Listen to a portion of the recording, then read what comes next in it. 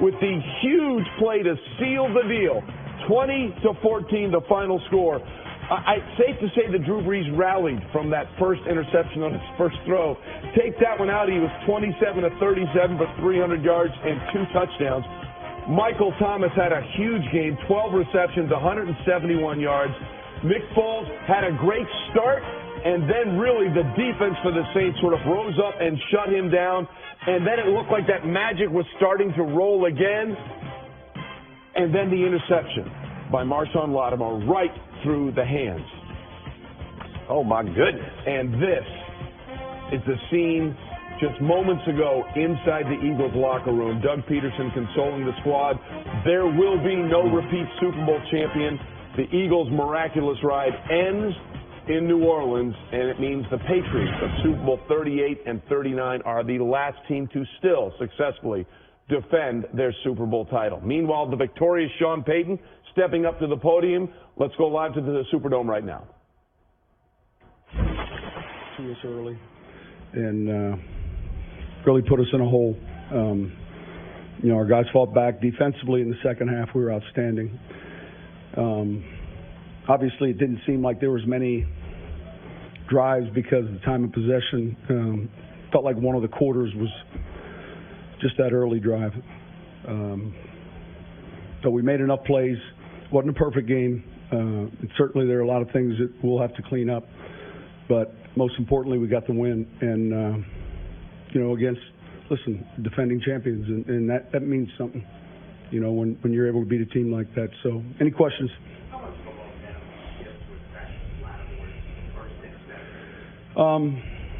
Look, I thought there were a handful of swings in the momentum. For us, that was a big one, making the first down on the fake punt, turning that into points. We had some tough calls go against us tonight, and not it's hard to look at each or any one of the calls, but we fought through that. And so I think probably when we watch this tape, there's going to be probably 4 or 5 of those key swings early on. They went against us, but that's not unusual in the postseason. And we played from behind quite a bit this season and been able to come back. And this was, obviously an important one.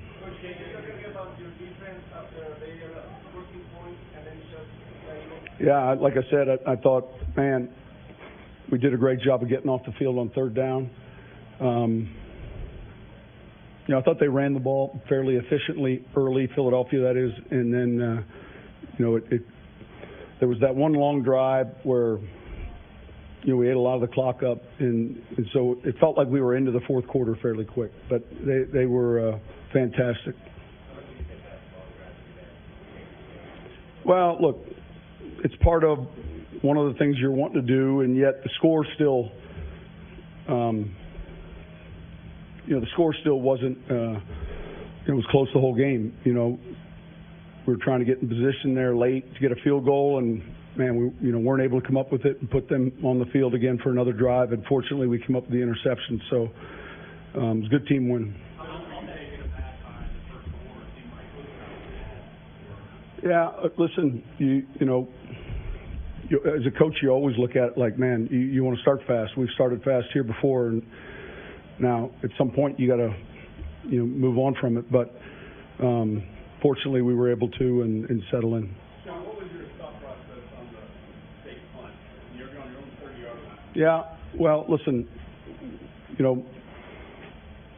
each one of those is kind of calculated. Mike felt pretty good about the look we were getting. I trust Taysom a lot. He's a powerful runner. And so generally the looks that are somewhat favorable also come with some risk. And but we felt, especially where we were in the game, and look, I know it was early in the game, and yet there's still similar to New York, if you will, where we needed to shift the momentum. And we were able to, fortunately, and take advantage of it. But it was really based on the looks we saw during the week. Something you had in the game plan? Oh, yeah. Yes. Yes. It wasn't just, let's just try this in the first quarter. No, we spent a lot of time on it. On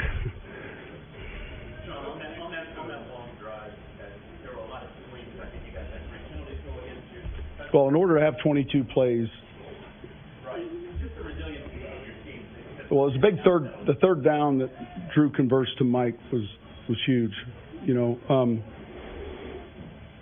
there were too many plays. Specifically, you know, I think there were 4 penalties, if I'm not mistaken, but at least 3. And you know, we hung in there and fought through it. So that was encouraging.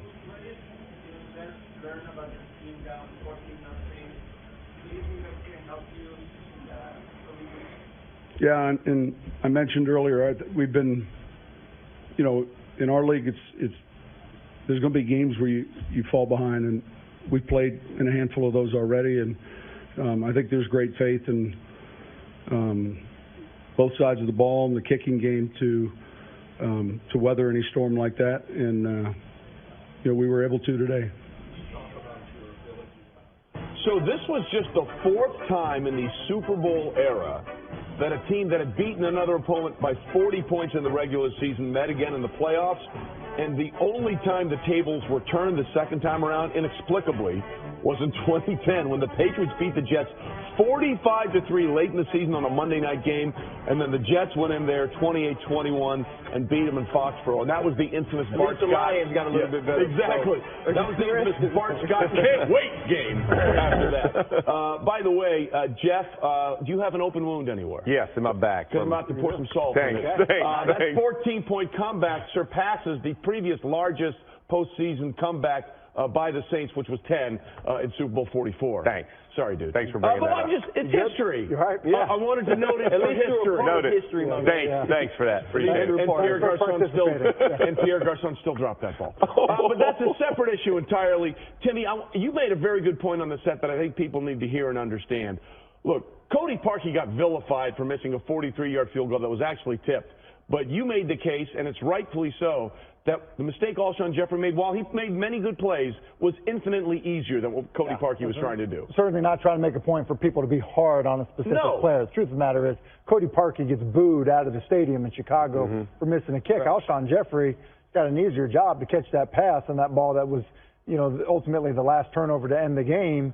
That's an easier play to make, and he doesn't make it. And so, you know, it gives you a glimpse into kind of the finality of it for teams like the Bears or the Philadelphia Eagles at this point, and kind of what you have to live with throughout the offseason when your season ends like that. So whether you're a kicker, a wide receiver, a quarterback, a defensive back, whatever it is, when the season ends with a play that you should have made, it's hard to swallow. Well, and I thought that was a great job not only by Doug Pederson there, but we saw Nick Foles continually talking Ryan to Alshon Jeffrey, because you know he's going to wear himself out over that. Well, when you look at Alshon Jeffrey, and I talked about it before we came on set, he's taking this the way I expect him to. Right. Tim is absolutely right. This is an easier job than what Cody Parkey has. And for him to react that way, he obviously understands that. He's a wide receiver, right? And the prerequisite for that job is being able to catch the ball. You're wide open. You have an opportunity to advance the ball up the field for your team. And not only do you drop it, but it creates a turnover.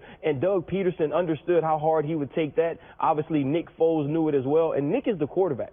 He knows that Alshon Jeffrey wants to make that play, and so he made it a point to go over to him and tell him that it wasn't his fault, but there's no way you're going to get Alshon Jeffrey to not believe that it is. All right, listen, every coach has always said it, right? The game comes down to 4 or 5 plays. Right. You just don't know which 4 or 5 plays. Right. And then you live with those 4 or 5 plays, like Tim said, the entire offseason. Whether you give up a sack fumble, whether you throw an interception, just what happened today where you drop a pass that should hit you in the hands, all of those things, but you just never know which 4 or 5 define the game. Right. So the second Marshawn Lattimore interception sealed the game, but when they were down 14, Jeff, it was the first Marshawn Lattimore interception that really got them going, because they were getting blown out of their own building at the beginning of this season by this game by Philadelphia. No, absolutely. And you think about the play, and we talked about it in the highlights, the play he makes with the size and the catch radius of Ertz to be underneath and go up to make that. That is a full swing. We talk about turning points in ball games. That is a full-on turning point. If Ertz catches that ball, if it's over the head, it's probably a touchdown or it's a huge game,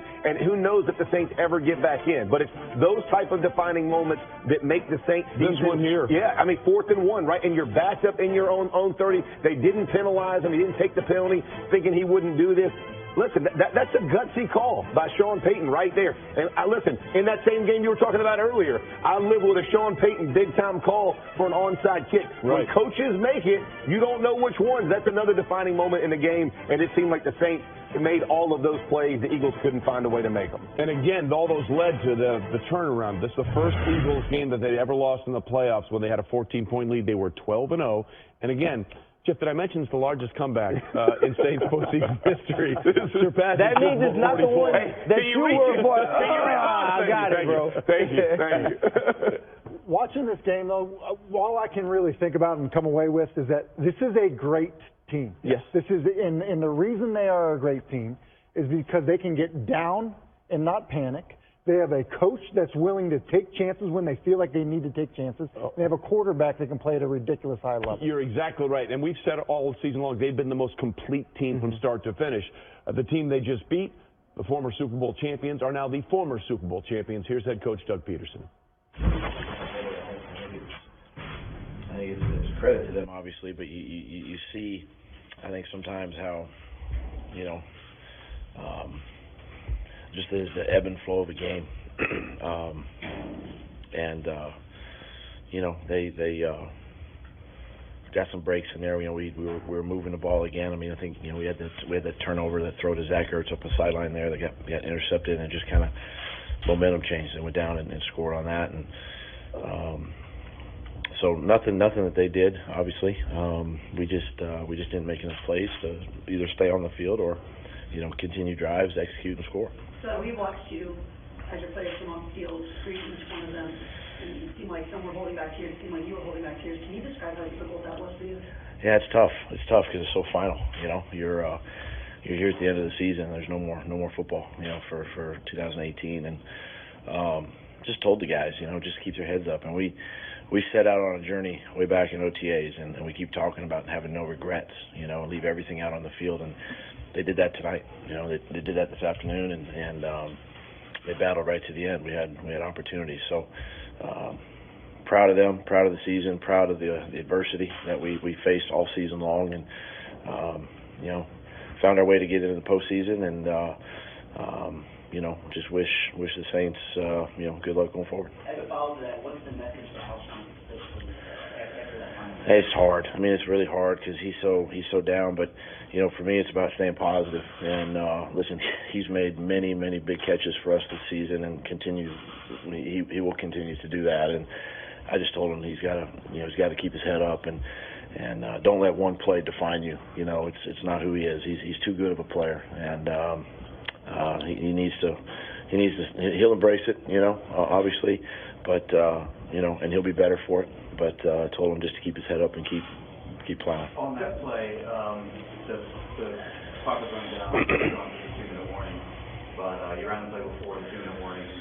The look was there, he was open. Yeah. But is that why you ran the play at that point, or was there any Had plenty of time to get to the line of scrimmage and get the play off. Wanted to stay aggressive. Just ran the play like 2 plays before when we tried to stick it there in Ertz, and we got the rough in the passer play, so it was a simple play. Got lined up and had plenty of time. What did you think about how Nick played? Obviously got a good start after the interception, a couple of missed throws. Yeah, I mean, it's. I'm sure we'll look at the tape and evaluate that, but there's always throws you'd like to have back in every game, But I thought the way he hung in there and battled and gave our offense a chance to go down and possibly win this football game. So I thought overall he played pretty well. So how much did the momentum change by that first mile interception? What do you think the momentum changed? Yeah, you felt it a little bit, But we had a lot of confidence. Even at that point, we felt like we were moving the ball. We stayed in rhythm, and you never scored again. Huh? No, I know, but we felt even on that drive, we felt like we could have scored had we hit that play, but kind of changed after that point, and again, credit the Saints for executing. What was the effect of losing Brandon and Fletch for long stretches and Russell for long stretches in addition to? Yeah, I mean it's hard, it's tough. Those guys are solid players, they're starters, and it's unfortunate we lose those guys for Brandon for the rest of the game, but those guys for periods of time it's disruptive a little bit, but you know, it's kind of been our season a little bit, you know, fighting through that adversity. And, you know, we did get him back, but credit them, too, for playing through a little injury. The fake punt they ran after getting 14 nothing, they'd run that play before. Obviously, there wasn't any cold air or anything, but how crucial was that? Yeah, I mean, that's you know, you kind of expect it in that situation. It's 4th and 1. You know, you just got to be prepared for that, and you know, again, just a great play by them. On that play, Fletch was in the game, which would indicate to me maybe that you were ready for the fake punt, or if you would have been in there. Did you have like a sort of? We'd had our defense stay call, so our you know, our defense was on the field. What happened on the 3rd and 16 conversion for the half? 3rd and 16. I mean, that's obviously a question for Jim, but. That was the one over the middle. You guys lost 1 yard. Yeah.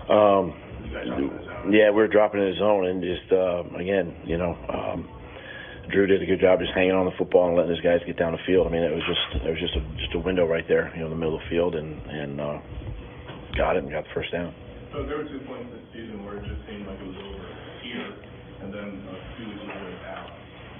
What brought you back to the point where you were relevant going into the going into January? Wentz is their quarterback. Is it? I mean, he made the throw, Ryan. No question. He made the throw to keep the drive alive. I've always believed that Carson Wentz was the guy, and a lot of people say that they won the Super Bowl, that would change things, and maybe I agree to the extent that it makes the decision harder. Yeah. But when you watch the rest of this game, Nick Foles wasn't electric. When you watch the rest of this game, that's right. Some of Nick Foles' play was the reason they were in the position they were in late. Yeah. Couldn't make some of those extra plays that I believe Carson Wentz has the talent to do. I couldn't agree with you more. If you look at the box score of this game, the Saints were in full control of this football game. Yeah. They beat them up. It's not like Nick Foles was just tearing it up. After that first 14-point swing, they pretty much shut them down. So I definitely think you pick up the option. I think you can absorb it as a football team. You understand what's going to happen with the trade and everything else afterwards. Yeah, we'll have much more on the Saints moving forward and just how dominant they were and the things they overcame in this game.